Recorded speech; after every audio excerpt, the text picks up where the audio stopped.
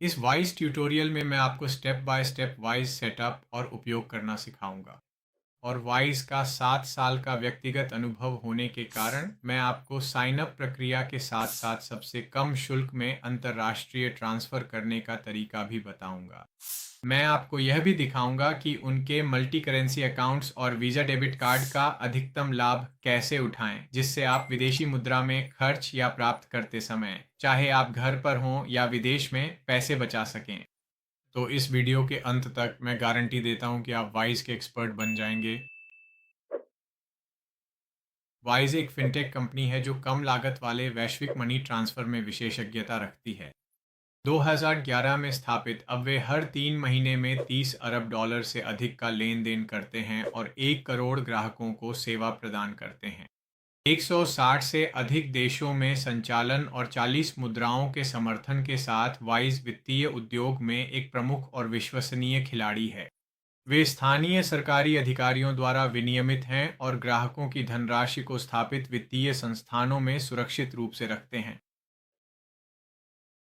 मैं आपको समझाता हूं कि वाइज अपने रेट्स के साथ बैंकों और अन्य ट्रांसफ़र सेवाओं को कैसे मात देता है।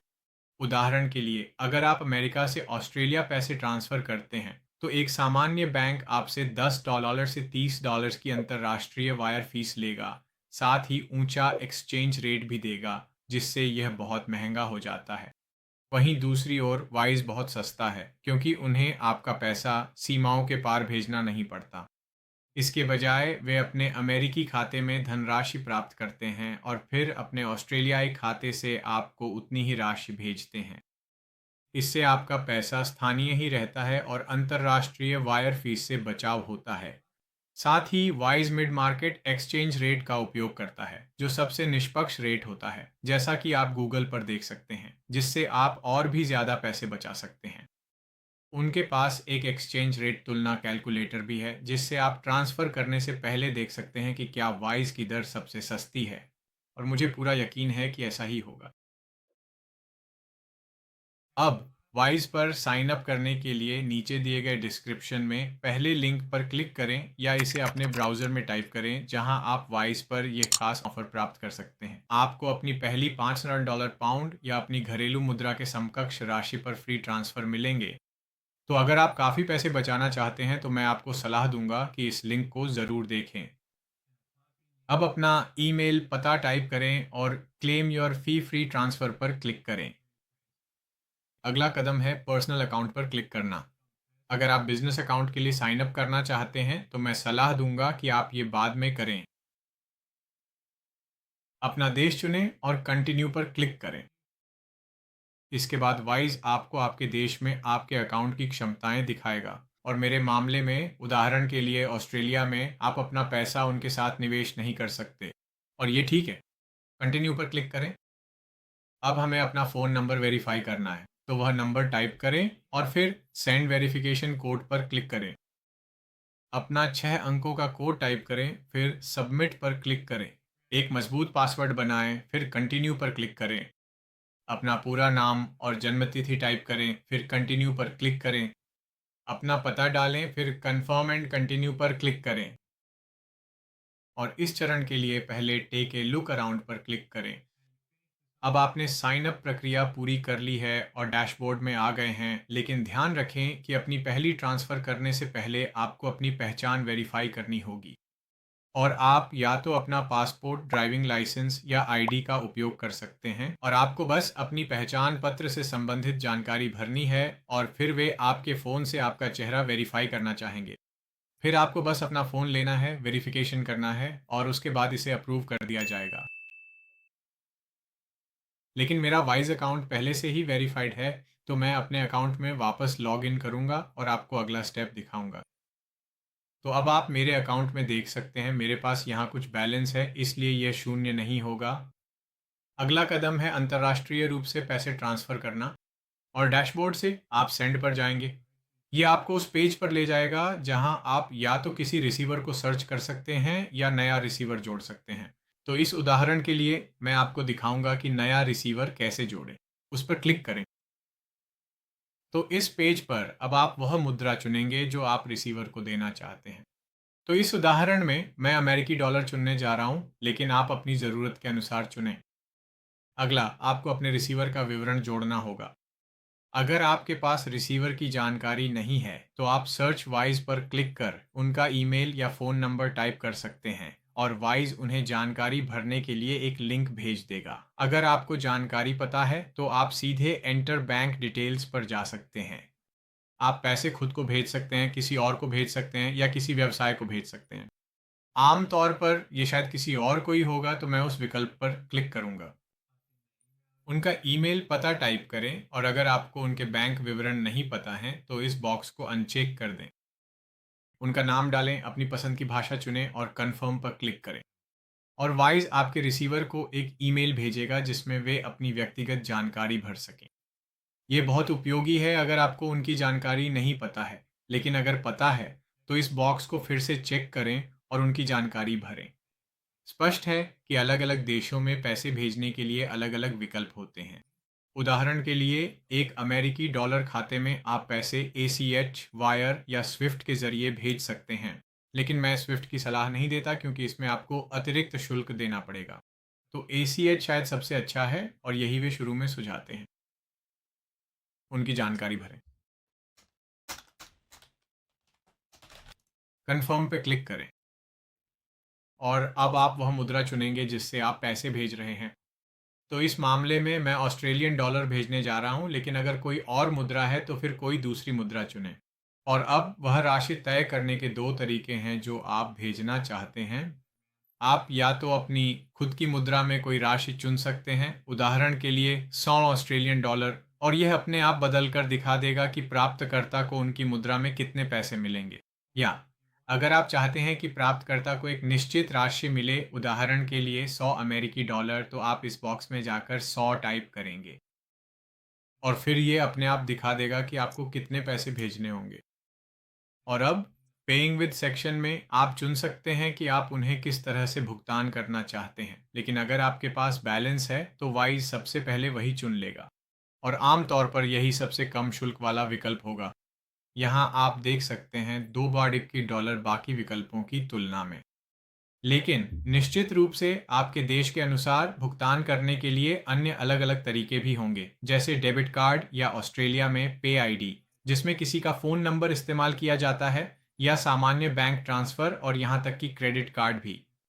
लेकिन जैसा कि आप यहाँ देख सकते हैं, अलग-अलग तरीकों के अलग-अलग शुल्क होते हैं और आपके पैसे पहुँचने में समय भी अलग-अलग लग सकता है। लेकिन मेरी सलाह है कि अगर आपको जल्दी नहीं है तो हमेशा सबसे सस्ता शुल्क वाला विकल्प चुनें। लेकिन कभी-कभी अगर आपको जल्दी है तो सबसे महंगा तरीका इस्तेमाल करना भी तब तक फ़ायदेमंद नहीं होता जब तक वह आपका समय नहीं बचाता। तो इस मामले में मैं बैंक ट्रांसफ़र चुनने जा रहा हूँ, ये मानते हुए कि आपके पास अभी तक वाइज़ बैलेंस नहीं है। अब आप एक सारांश देखेंगे कि वाइज आपसे शुल्क के लिए कितना लेगा और साथ ही ये भी कि पैसे पहुंचने में कितना समय लगेगा। एक बार जब आप इससे संतुष्ट हों, तो कंटिन्यू पर क्लिक करें। अब यह आपको एक सारांश पृष्ठ पर ले जाएगा जहां आप अपनी सारी जानकारी की जांच कर सकते हैं और सुनिश्चित कर सकते हैं कि आप इससे खुश हैं। अगर आपको कोई अंतिम बदलाव करना है तो आप हमेशा एडिट पर क्लिक कर सकते हैं और यह आपको पिछली पृष्ठ पर वापस ले जाएगा। अन्यथा आप कंटिन्यू टू इंस्ट्रक्शंस पर क्लिक कर सकते हैं। अब बैंक ट्रांसफ़र विधि चुनने पर वाइज आपको बताएगा कि इस लेन-देन को पूरा करने के लिए आपको उन्हें पैसे भेजने होंगे। तो आप अंडरस्टैंड पर क्लिक करें और अब आपको यह सुनिश्चित करना है कि या तो आप खाते के मालिक हैं या यह एक संयुक्त खाता है और फिर से कंटिन्यू पर क्लिक करें। अब यहीं पर वाइज आपको बिल्कुल बताएगा कि इस लेन-देन को पूरा करने के लिए आपको क्या करना है। कि आपको यह राशि इस तारीख और समय तक भेजनी होगी ताकि आप वही दर लॉक कर सकें जो उन्होंने आपको शुरू में दी थी। और यहाँ वे खाता विवरण हैं जिन्हें आपको भरना है, लेकिन आपको यह भी सुनिश्चित करना है कि आप बैंक ट्रांसफ़र के विवरण वाले फील्ड में यह जानकारी डालें ताकि वाइज पहचान सके कि यह आपका लेन देन है। एक बार जब आप अपने बैंक में जाकर लेन देन पूरा कर लें, तो आप यहाँ वापस आकर पे नाउ पर क्लिक कर सकते हैं। जब आपने अपना बैंक चुन लिया, उस पर क्लिक करें और जब आपने अपने बैंक से लेन-देन पूरा कर लिया हो, तो आई पेड पर क्लिक करें।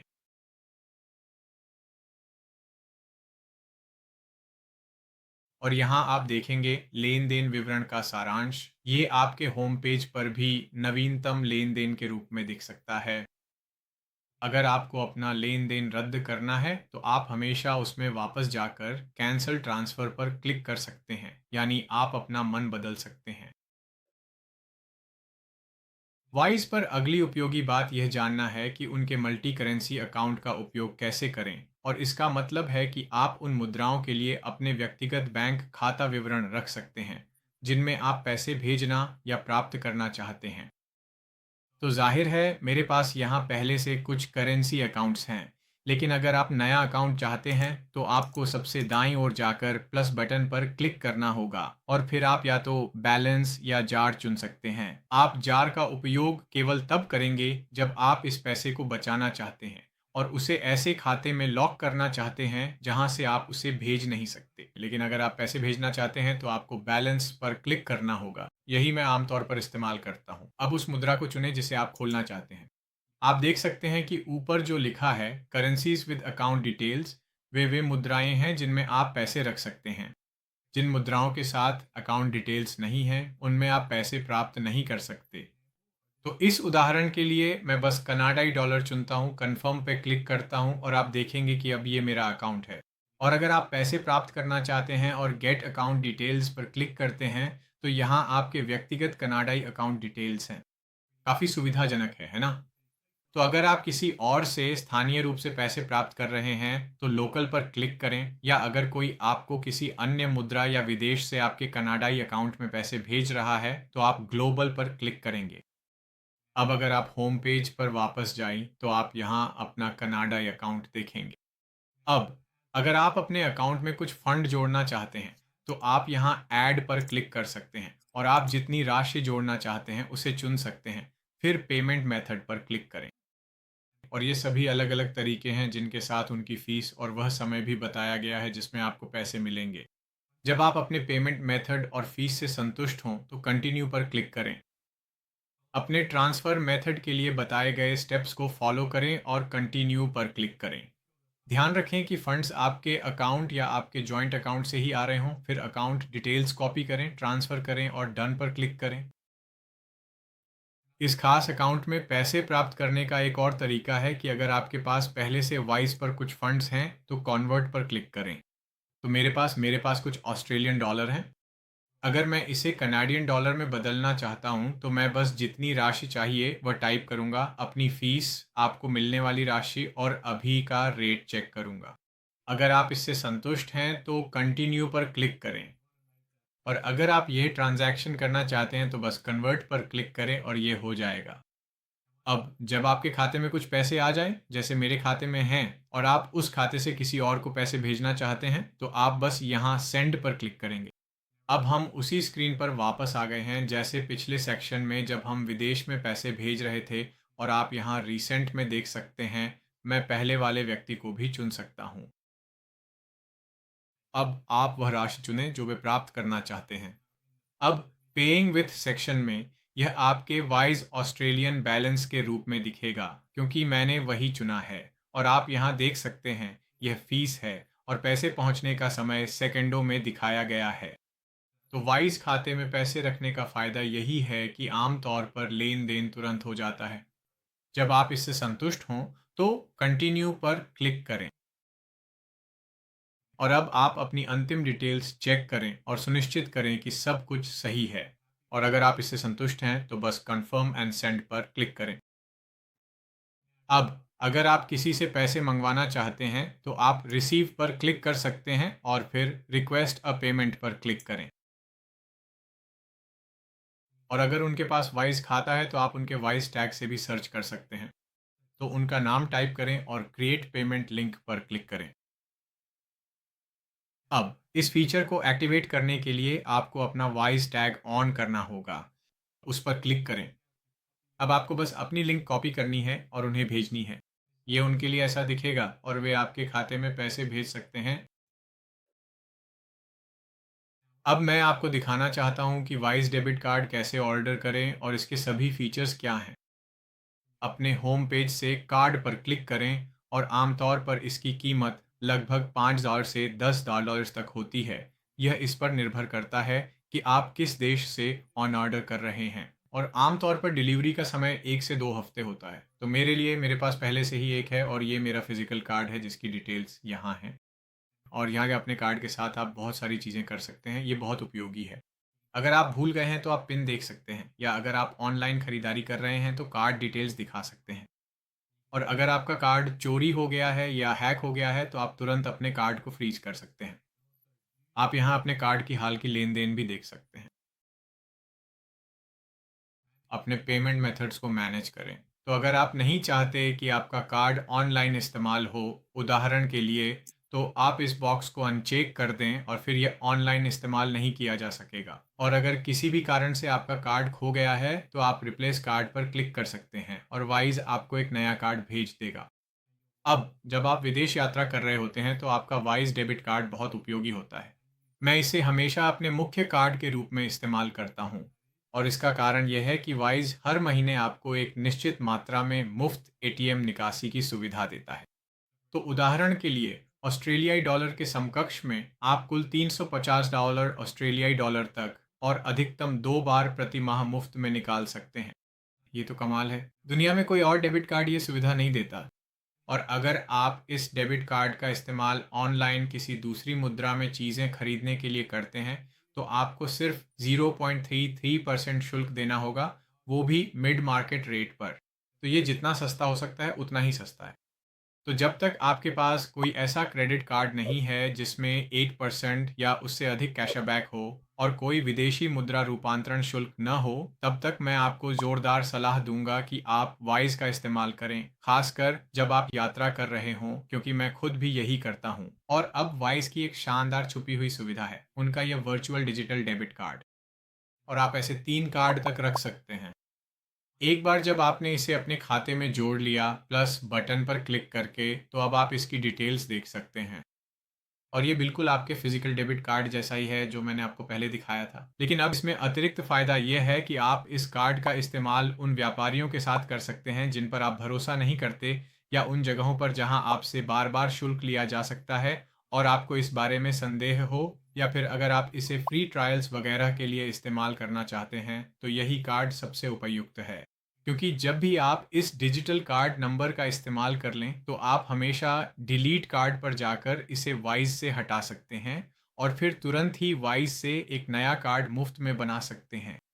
ये इतना ही आसान है। तो मैं हमेशा ये कार्ड अपने साथ रखता हूँ, चाहे मैं कहीं भी यात्रा करूँ। अब वाइज की कुछ और बहुत महत्वपूर्ण विशेषताएं हैं जो मैं आपको दिखाना चाहता हूँ। और अगली सुविधा है डायरेक्ट डेबिट, और आप नीचे स्क्रॉल करके सेटअप डायरेक्ट डेबिट्स पर क्लिक कर सकते हैं। मैंने पहले से ही कुछ सेटअप कर रखे हैं। अब न्यू डायरेक्ट डेबिट पर क्लिक करें, मुद्रा चुनें, और यहाँ डायरेक्ट डेबिट के लिए इस्तेमाल की जाने वाली जानकारी है। यह तब बहुत काम आ सकता है जब आपको इसकी ज़रूरत हो। एक और उपयोगी फीचर जिसे मैं काफ़ी इस्तेमाल करता हूँ वह है auto conversion feature. Auto convert पर क्लिक करें, उस बैलेंस पर क्लिक करें जिसे आप कन्वर्ट करना चाहते हैं। अब राशि चुनें, और वाइज आपको दिखाएगा कि पिछले 6 महीनों में इस कन्वर्जन के लिए रेट क्या रहा है।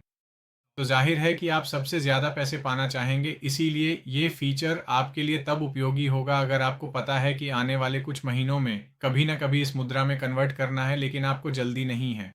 उदाहरण के लिए, आप जल्द ही विदेश यात्रा पर जा रहे हैं, या आपको किसी जानने वाले को पैसे भेजने हैं लेकिन अभी नहीं। तो इस उदाहरण में आप देख सकते हैं कि अब तक की सबसे ऊंची दर 0.9925 रही है और वर्तमान में ये 0.9964 है। तो अगर मैं अपनी ऑटो कन्वर्जन लिमिट 0.925 पर सेट कर दूं, तो आप यहां देख सकते हैं कि ये ONL टाइम हाई पर होगी, और इसका मतलब है कि मुझे अपनी कन्वर्जन के लिए ज़्यादा पैसे मिलेंगे। तो जब भी रेट उस स्तर पर वापस जाएगा तब वाइज आपके लिए ट्रांजैक्शन को ऑटो कन्वर्ट कर देगा। तो जब आप उस दर से संतुष्ट हों जिसे आप सेट करना चाहते हैं, तो आप कंटिन्यू पर क्लिक करें, और एक बार जब आप दर और राशि की समीक्षा कर लें और आप उससे संतुष्ट हों तो फिर से कंटिन्यू पर क्लिक करें। बस इतना ही। अब आपको बस बैठकर इंतज़ार करना है, और जैसे ही दर आपके तय किए गए स्तर पर पहुंचती है, वाइज आपके लिए इसे ऑटो कन्वर्ट कर देगा। चिंता मत करें, वाइस पर हर चीज़ की तरह आप इसे रद्द भी कर सकते हैं। अगर आपको ऐसा करना है तो यहाँ क्लिक करें, ऑटो कन्वर्जन्स पर जाए, ट्रांजैक्शन पर जाए और फिर बस कैंसिल कन्वर्जन पे क्लिक करें। बस इतना ही। वाइज की एक और उपयोगी बात यह है कि आप एक बिजनेस अकाउंट सेट कर सकते हैं और वे सभी फायदे उठा सकते हैं जो आप अपने पर्सनल बैंक अकाउंट के साथ पहले से ही पा रहे हैं। इसे सेट करने के लिए आपको यहाँ आना होगा, ओपन अ बिजनेस अकाउंट पर क्लिक करना होगा, अपना देश चुनना होगा और इसे सेटअप करने की प्रक्रिया पूरी करनी होगी। मैं अभी ये नहीं करूँगा क्योंकि ये काफ़ी सीधा साधा है, लेकिन अगर आपके पास कोई बिजनेस है तो मैं आपको इसे सेटअप करने की ज़ोरदार सलाह देता हूँ। आप अपने पर्सनल अकाउंट की तरह ही डेबिट कार्ड भी ले सकते हैं और उनकी सभी सुविधाओं का उपयोग कर सकते हैं। अपनी अंतर्राष्ट्रीय मनी ट्रांसफ़र फीस बचा सकते हैं क्योंकि वाइज मेरे लिए सबसे सस्ता है और मेरा पसंदीदा विकल्प है जिसे मैं हमेशा इस्तेमाल करता हूँ। भले ही अब आप वाइज के एक्सपर्ट बन गए हैं, मुझे पूरी तरह विश्वास है कि आपको अभी भी एक और कदम उठाने की ज़रूरत। विदेश यात्रा के दौरान बैकअप अकाउंट रखना हमेशा समझदारी है क्योंकि अगर आपका कार्ड खो जाए या चोरी हो जाए तो आपकी यात्रा तुरंत खराब हो सकती है। इसलिए मैं आपको सलाह देता हूँ कि यहाँ मेरा सबसे अच्छा बैकअप विकल्प देखें और जितनी जल्दी हो सके उसमें साइन अप करें। और इसी के साथ मैं आपको अगले ट्यूटोरियल में मिलूँगा।